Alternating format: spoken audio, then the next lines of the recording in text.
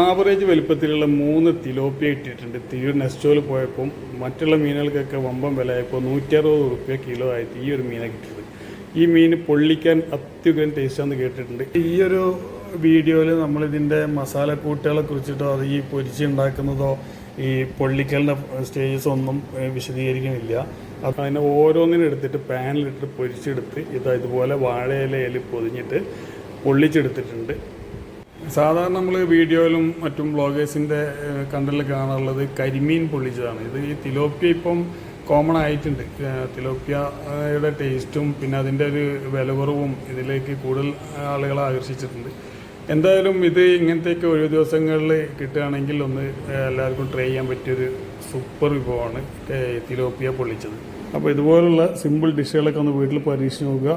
ഈ തിലോപ്പിയ പൊള്ളിച്ചതിൻ്റെ മസാലക്കൂട്ടും കാര്യങ്ങളുമായിട്ടുള്ള വിശദമായ വീഡിയോയുമായി വീണ്ടും കാണാം. ബൈ.